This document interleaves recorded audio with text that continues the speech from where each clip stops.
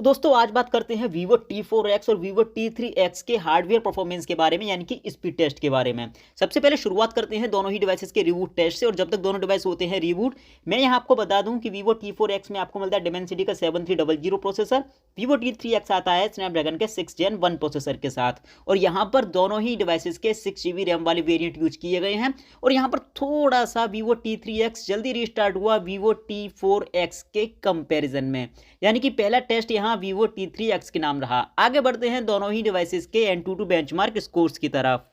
अब यहाँ अगर सबसे पहले टोटल की बात करें तो वहाँ कोई खास फर्क नहीं है। Vivo T4X का है 6,32,000, Vivo T3X का है 6,11,000 टोटल।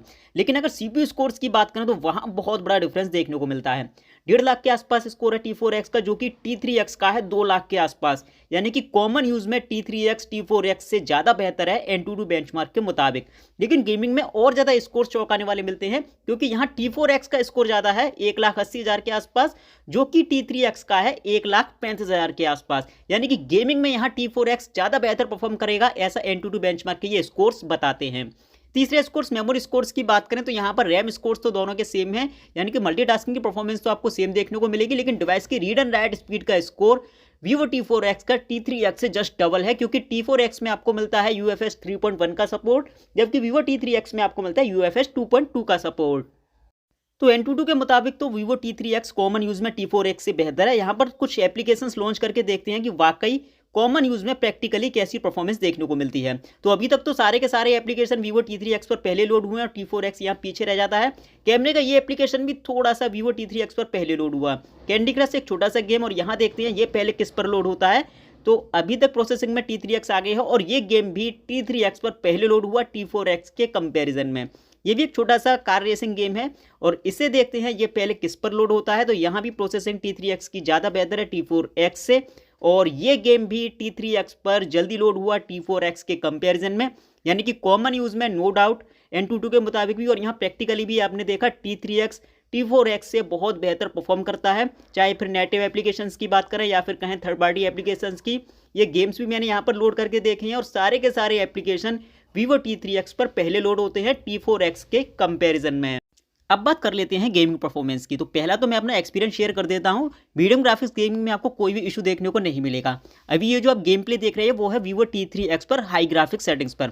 अब हाई ग्राफिक्स पर आप गेम तो रन कर सकते हो Vivo T3X पर, लेकिन साथ ही साथ आपको इशू देखने को मिलेगा। मतलब एक जो सुपर स्मूथ परफॉर्मेंस यहाँ आपको देखने को मिलनी चाहिए वो नहीं मिलती। हालांकि T3X पर आप हाई ग्राफिक्स तक के गेम्स 6GB रैम वाले वेरिएंट पर रन कर सकते हो। साथ ही साथ अगर T4X की बात करें तो यहाँ पर आप परफॉर्मेंस में देखोगे काफ़ी स्मूथ परफॉर्मेंस देखने को मिली है, और T3X के कंपैरिजन में ये काफ़ी स्मूथ परफॉर्म करता है। यानी कि गेमिंग में प्रैक्टिकली T4X T3X से बहुत ज़्यादा बेहतर है। स्पेशली अगर आपको गेमिंग के लिए कोई डिवाइस चाहिए तो T4X उस कंडीशन में आपके लिए ज़्यादा बेहतर रहेगा। आपको परफॉर्मेंस तो अच्छी देखने को मिलती है, साथ ही साथ अगर ग्राफिक्स भी देखोगे तो काफ़ी रियलिस्टिक ग्राफिक्स यहाँ पर देखने को मिलते हैं Vivo T4X पर। अब बात कर लेते हैं मल्टीटास्किंग परफॉर्मेंस की। तो दोनों ही डिवाइसेस के बैकग्राउंड पर ये 8 एप्लीकेशंस रन हो रहे हैं, और पहला एप्लीकेशन दोनों ही डिवाइसेस के बैकग्राउंड पर ओपन मिला। दूसरा एप्लीकेशन क्रोम का ये दोनों डिवाइसेस के बैकग्राउंड से क्लोज मिला। और जैसा कि मैं आपको बता चुका हूं कि दोनों ही डिवाइसेस के यहाँ पर 6GB रैम वाले वेरिएंट यूज किए गए हैं। तीसरा एप्लीकेशन ये भी काफ़ी छोटा एप्लीकेशन है, जो कि दोनों ही डिवाइसेस के बैकग्राउंड पर बना हुआ है। कैमरे का एप्लीकेशन भी काफ़ी छोटा एप्लीकेशन है, और ये भी दोनों ही डिवाइसेस के बैकग्राउंड पर बना हुआ है। आगे बढ़ते हैं एक थर्ड पार्टी एप्लीकेशन की तरफ, और इसे देखते हैं ये दोनों डिवाइसेस के बैकग्राउंड से क्लोज मिला है। और मल्टीटास्किंग की परफॉर्मेंस अभी तक दोनों ही डिवाइसेस की ठीक ठाक है, और डिफरेंस यहाँ कोई भी देखने को नहीं मिला। जो एप्लीकेशन एक डिवाइस के बैकग्राउंड पर बना हुआ है वो दूसरे डिवाइस के बैकग्राउंड पर भी बना हुआ है, और जो एप्लीकेशन एक डिवाइस के बैकग्राउंड से क्लोज हो चुका है वो दूसरे से भी यहाँ पर क्लोज मिला है। और यहाँ पर अगेन ये भी थोड़ा सा हैवी एप्लीकेशन है, और हैवी एप्लीकेशन यहाँ पर ज़्यादातर क्लोज मिले हैं, जबकि नेटिव एप्लीकेशन या फिर छोटे छोटे एप्लीकेशन जैसे कि कैंडी क्रश वगैरह ये बैकग्राउंड पर ओपन मिले हैं। तो यहाँ पर कोई भी डिफरेंस आपको मल्टीटास्किंग परफॉर्मेंस में देखने को नहीं मिलेगा। दोनों ही डिवाइसेस यहाँ पर सेम परफॉर्म करते हैं। तो कॉमन यूज के लिए, नॉर्मल यूज के लिए डिवाइस ऑपरेट करने के लिए Vivo T3X का हार्डवेयर ज़्यादा पावरफुल है T4X के कंपैरिजन में। लेकिन अगर आपको गेमिंग के लिए कोई डिवाइस चाहिए तो उस कंडीशन में T4X ज़्यादा बेहतर रहेगा।